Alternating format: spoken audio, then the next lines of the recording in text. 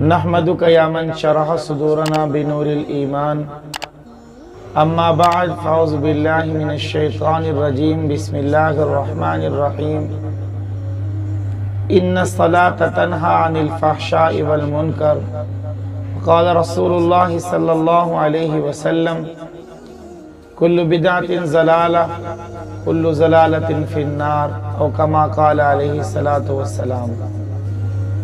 صدق اللہ و صدق رسولہ النبی الکریم۔ سامعین مکرم، آج آپ کی خدمت میں نے دو تین باتیں ایسی کرنی ہیں کہ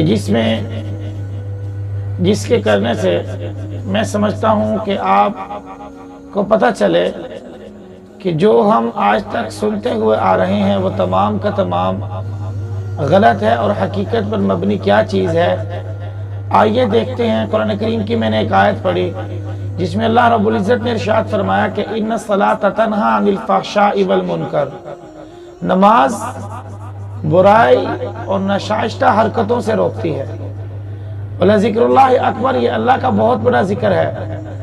تو نماز ہر برے کام سے روکتی ہے، نماز برائی کی باتوں سے روکتی ہے، ناشائستہ حرکتوں سے روکتی ہے۔ ایک صحابی نبی کریم صلی اللہ علیہ وسلم کے پاس آیا تو لوگوں نے حضور نبی کریم صلی اللہ علیہ وسلم سے عرض کیا کہ اللہ کے نبی، یہ سب صحابی ہے، یہ نماز بھی پڑھتا ہے لیکن بے حیائی کے کام بھی کرتا ہے۔ اللہ کے محبوب علیہ الصلوۃ والسلام نے ارشاد فرمایا کہ ان قریب اس کی نماز بے حیائی کے کام سے روک دے گی، برائی کے کام سے منع کر دے گی، کیونکہ قرآن کریم حقیقت پر مبنی ہے اور ہمارا عقیدہ ہے کہ زمین آسمان ادھر ادھر ہو سکتے ہیں مگر قرآن میں جو لکھے ہوئے الفاظ ہیں یا اللہ رب العزت نے جو حکم ارشاد فرمایا وہ کبھی بھی غلط نہیں ہو سکتا۔ تو اس لیے فرمایا ان الصلاۃ تنہی عن الفحشاء والمنکر، کہ نماز برائی کے کاموں سے روکتی ہے۔ مگر آج چند لوگوں نے صرف نماز ہی کے بارے میں بہتان گھڑ لیا، نماز ہی کو جو ہے وہ اس پر بہتان گھڑ لیا گیا۔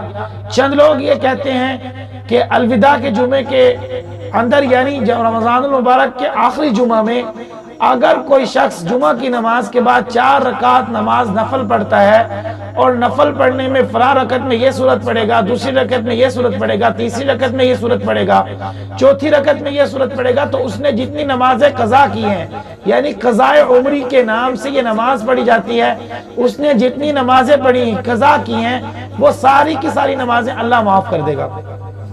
اور اس پر معاذ اللہ من ذالک نبی کریم صلی اللہ علیہ وسلم پر بہتان لگایا جاتا ہے، بہتان گھڑا جاتا ہے۔ یاد رکھیے گا، نبی کریم صلی اللہ تعالی علیہ وسلم نے ارشاد فرمایا من کذب علی متعمدا فلیتبوأ مقعدہ من النار، جس نے مجھ پر جان بوجھ کر جھوٹ گھڑا اسے چاہیے وہ اپنا ٹھکانہ جہنم میں بنا لے۔ آج ہم نے تو نماز کو معافی نہیں دی۔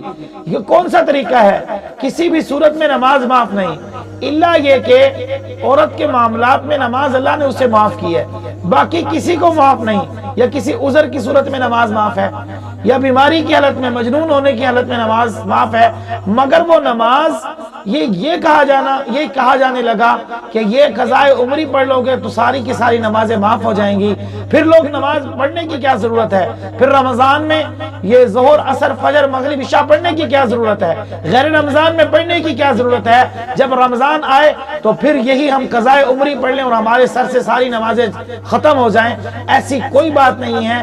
حقیقت پر مبنی یہی بات ہے کہ ان لوگوں نے نماز کو بھی نہیں چھوڑا، حالانکہ نماز تو برائی اور بے حیائی کے کام سے منع کرتی تھی، لیکن ان کی نمازوں نے انہیں جو ہے وہ ایسا بنا دیا کہ قضاء عمری کی نمازیں پڑھنے لگے، اور حتیٰ کہ یہاں تک کیا کہ نبی کریم صلی اللہ علیہ وسلم پر بھی جھوٹ منسوب کرنے لگے، اور لوگ ان کے ساتھ ملتے چلے گئے۔ لوگ سمجھتے ہیں پتہ نہیں یہ نماز پڑھنے سے ہماری ساری کی ساری نمازیں قضا پوری ہو جائیں گی، اللہ انہیں معاف کر دے گا۔